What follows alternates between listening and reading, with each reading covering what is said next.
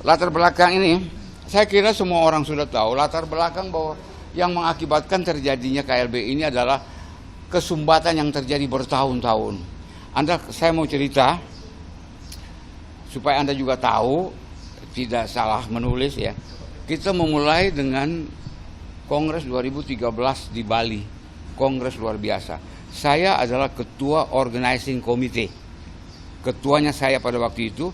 Peristiwanya menggusur Anas Urbaningrum dan SBY menjadi ketua pada waktu itu.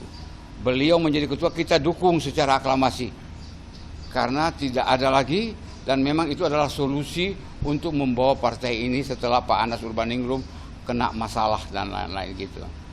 Tapi beliau juga punya janji bagi kita semua dengan pidato, karena pada waktu itu beliau ingin melanjutkan pekerjaan Ketua Umum Anas itu yang tersendat itu dengan hasil KLB di Bali tahun 2013 selama 2 tahun. Artinya 2 tahun saja.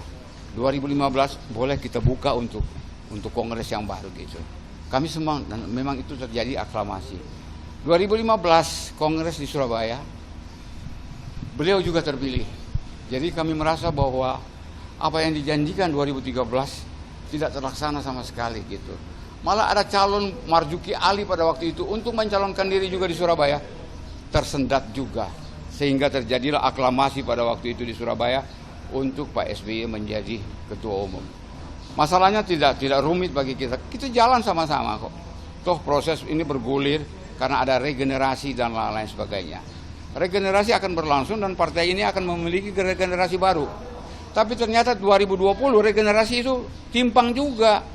Regenerasi itu keputranya beliau, yaitu Pak AHY yang pada 2017 baru datang dan baru selesai dengan berhenti dari TNI pada waktu itu, dan calon gubernur DKI pada waktu itu yang gugur pada putaran pertama pada waktu itu.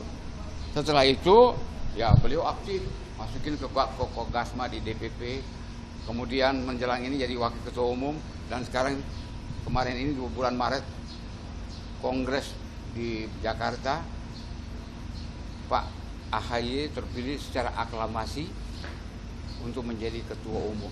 Tapi yang kira kurang serak itu, kongres itu, Anda tahu kongres ini kongres luar biasa, kita bikin 3 hari, 2 hari efektif. Kemarin ini cuma 4 jam yang di balai sidang itu. Langsung menempatkan Pak AHY, Mas AHY sebagai ketua umum. Sebenarnya tidak masalah kalau asal aja ada prosesnya. Ada proses pertanggungan jawabnya dari ketua umum terhadap pelaksanaan selama ini hasil pemilu dan lain-lain sebagainya. Ada tata tertib, ada pembahasan anggaran dasar, anggaran rumah tangga. Pokoknya rentetan peristiwa yang harus ada dalam sebuah kongres itu diikuti. Itu nggak jadi soal. Tapi karena itu semuanya, malah dalam waktu setelah pembukaan dan pidato ketua umum pada waktu itu, semua orang disuruh keluar, yang tidak memiliki hak suara disuruh keluar, termasuk para pendiri. Padahal para pendiri itu punya hak bicara. Punya hak bicara pada waktu itu. Tapi disuruh keluar, dan setelah masuk sudah terpilih ketua umum. Saya kira proses itulah yang mungkin agak mengganjal di hati teman-teman ya ITN. Dan banyak lagi hal-hal yang mengakibatkan kita harus berbicara dengan teman-teman semuanya dari wartawan secara transparan. Kenapa KLB ini ya? Karena selama ini kedengarannya sepihak.